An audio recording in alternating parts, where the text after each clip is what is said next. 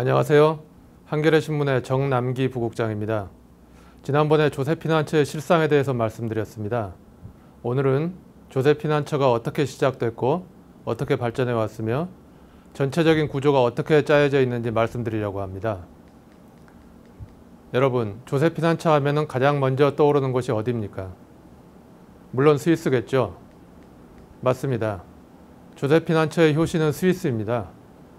스위스는 1934년에 최초로 은행비밀법을 제정해서 조세피난처의 기초를 닦았습니다. 은행비밀법이 무슨 내용이냐고요?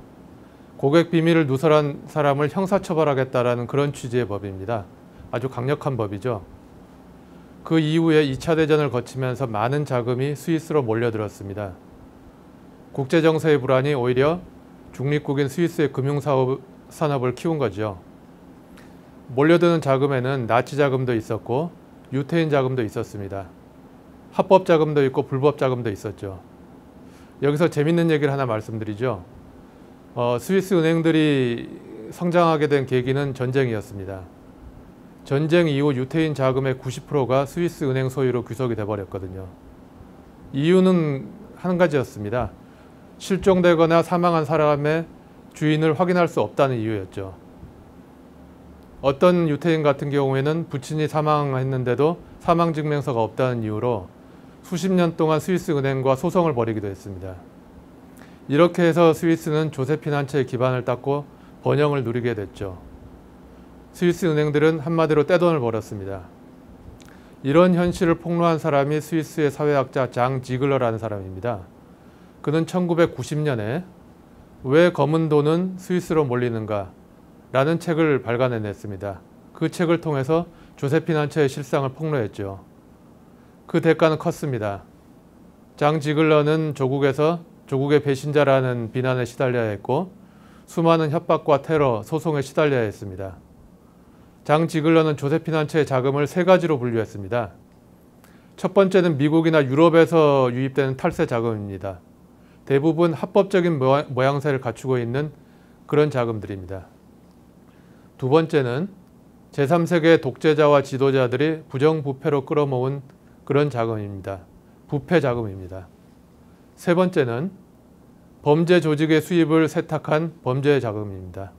아주 간명하게 세 가지로 잘 정리했습니다. 이렇게 해서 스위스는 여러 자금들을 끌어모아서 조세피난처로서 번영을 누리게 됐습니다. 하지만 지금 스위스는 기로에 서 있습니다. 은행 비밀주의가 깨졌기 때문이죠. 미국이 2010년 국외계좌 신고법을 제정했습니다. FATCA라고 합니다.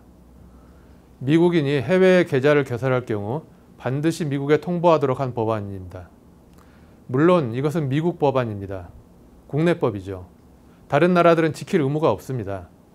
하지만 그렇게 문제가 간단치 않습니다. 미국은 스위스에 대해서 이 법안을 받아들이거나 아니면 미국과의 금융거래를 끊어라. 둘 중에 하나를 선택하라고 요구했죠. 결국 스위스가 굴복할 수밖에 없었습니다. 조세피난처로서의 스위스 위상은 크게 흔들리게 됐습니다. 하지만 문제는 스위스만이 아닙니다. 1980년대 신자유주의가 대세를 이루면서 전 세계적으로 금융산업에 대한 규제가 많이 완화됐습니다. 그 분위기를 타고 세계 곳곳에서 조세피난처들이 생겨났습니다. 현재 70여 곳에 이르게 됐습니다. 최근에 조세피난처의 현황에 대해서는 조세피난처 전문가인 니콜라스 섹슨의 저서 보물섬에 아주 잘 정리되어 있습니다. 조세피난처가 그냥 산재에 있는 것이 아닙니다. 나름대로 다 질서를 갖추고 있고 나름대로 체계가 있습니다.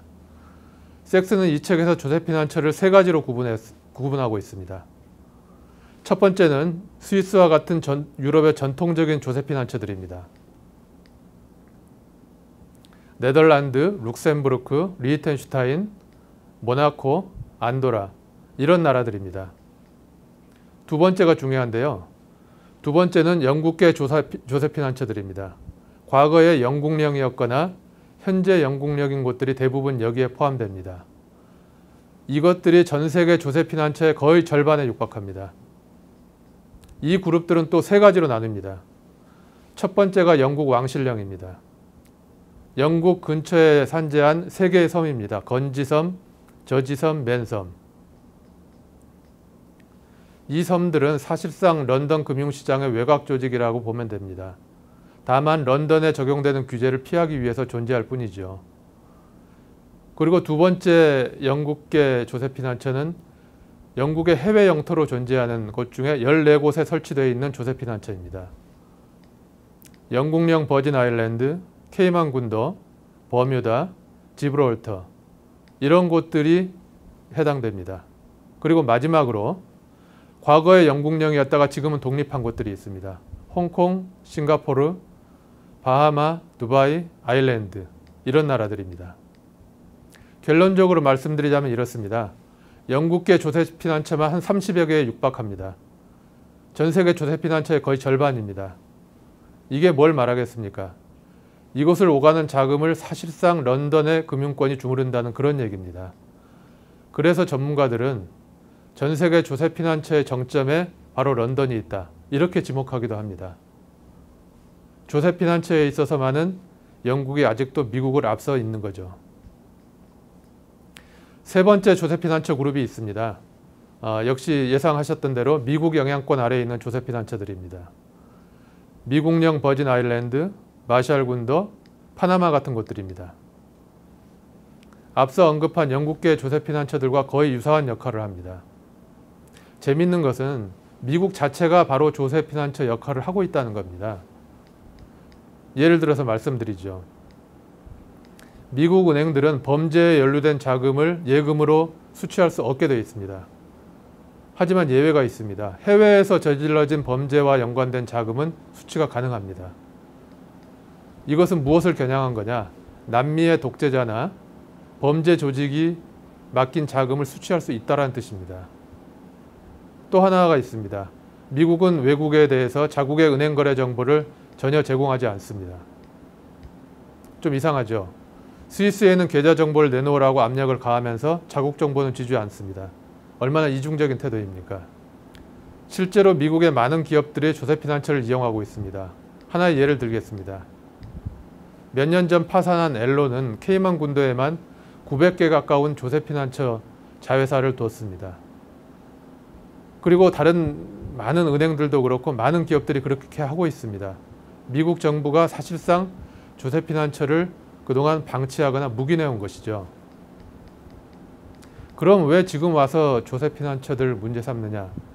이건 한번 생각해 볼 필요가 있습니다. 그건 바로 금융위기와 밀접한 관련이 있습니다.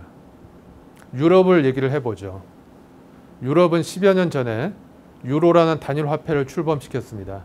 그러면서 금융통합을 이뤄냈습니다. 그리고 금융거래에 관한 국가 간 장벽과 규제를 모두 철폐했습니다. 이것은 단일한 금융시장이 형성됐다는 것을 뜻합니다. 그건 또 무슨 뜻이냐? 나라별로 금리 차이가 없다는 거죠. 반면에 조세 단일화는 이뤄내지 못했습니다. 금리는 같습니다. 그리고 세율이 다릅니다. 그러면 돈이 어디로 가겠습니까? 세율이 낮은 나라로 몰려가겠죠. 유럽 통합 이후에 조세피난처들이 더 활발해진 이유가 여기에 있습니다. 유럽 내에 많은 자금들이 조세피난처로 대거 이동을 한 겁니다. 그러면 유럽 국가들은 어떻게 할까요? 가만히 있을 수 없지 않겠습니까? 유럽 국가들은 자금 유출을 막기 위해서 경쟁적으로 세율을 인하했습니다. 말하자면은 조세피난처 그리고 다른 유럽 국가들 사이에 조세 덤핑이 이루어진 거죠. 이것이 무엇을 초래했느냐? 이 조세 덤핑은 유럽 국가들의 재정을 아주 급격히 악화시켰습니다. 그리고 유럽 재정 위기의 결정적인 원인을 제공했습니다. 미국도 비슷합니다. 금융위기 이후에 경제를 살리기 위해 정부가 막대한 재정 자금을 투입했습니다. 그럼 이를 해결할 방법이 뭐겠습니까? 해외로 빠져나가는 자금을 파악해 세금을 부과하는 것이죠. 조세피난처를 사실상 묵인해온 미국과 유럽 국가들이 적극적인 대책 마련에 나선 이유가 바로 이것입니다. 실제 미국 대기업들을 보십시오. 이들이 내는 법인세는 우리 생각 이상으로 굉장히 적습니다. 제너럴 일렉트릭은 2.3%의 법인세를 냅니다. 구글은 2.4%입니다. 우리가 상상하는 것 이상으로 적죠. 이것이 모두 다 조세피난처를 통해서 부담하는 세액을 낮춘 결과입니다. 그들은 이렇게 얘기합니다. 이건 합법적인 것이다 라고. 예를 들자면은 구글의 CEO 에릭 슈미트는 한 인터뷰에서 이렇게 말했습니다. 우리들은 각국의 세법을 그대로 따랐을 뿐이다. 그리고 필요 이상의 세금을 낸다면 주주들로부터 기소당할 수 있다. 이렇게 얘기했습니다. 최선을 다해서 조세를 줄이지 않으면 경영자로서의 배임에 해당한다. 이런 주장입니다. 말 그대로 합법적인 조세 최적화라는 얘기죠. 하지만 합법적인 것이라고 해서 다 정당하다고 볼 수는 없습니다. 합법과 불법을 떠나서 지켜져야 될 원칙들이 있는 것이죠. 한 가지 예를 들자면 조세 원칙 중에 이중과세 방지라는 것들이 있습니다. 동일한 소득에 대해서 두 나라가 중복해서 과세를 해서는 안 된다는 것입니다. 물론 맞는 말입니다.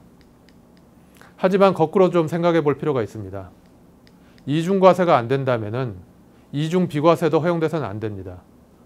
본국에서도 세금을 안 내고 조세피난처에 가서도 세금을 안 낸다. 그것이 바로 이중비과세입니다. 조세피난처를 비난하는 사람들은 조세피난처를 이용하는 기업들이 사실상 이중비과세 혜택을 보고 있다는 것입니다. 어느 쪽에도 제대로 세금을 내고 있지 않다는 것이죠. 그것뿐만이 아닙니다. 대기업과 중소기업의 형평성도 문제입니다. 프랑스의 예를 들어보겠습니다. 프랑스에서 직원 20명 이하의 기업들, 아주 소기업들이죠. 그 기업들의 법인세, 실효세율은 평균 30% 안팎입니다. 반면에 증시에 상장된 대기업들, 최상위 우량 40개 기업의 법인세율은 평균 8%에 불과합니다. 왜 이렇게 됐겠습니까? 대기업들이 조세피난처를 이용하고 각종의 최첨단 금융기법을 이용해서 조세를 회피한 결과입니다. 거꾸로선 조세정의가 아니겠습니까? 이제 모든 국가들이 인식하고 있습니다. 조세피난처 문제를 해결하지 않고는 경제 위기를 벗어나기 어렵다는 것을 말이죠. 중요한 것은 각국의 이해관계를 어떻게 조정해서 공통의 기준을 만들어내느냐 이것입니다. 하지만 가야 할 길은 분명합니다. 하지만 결코 쉽지 않은 길입니다. 아주 먼 길이 될 것입니다. 감사합니다.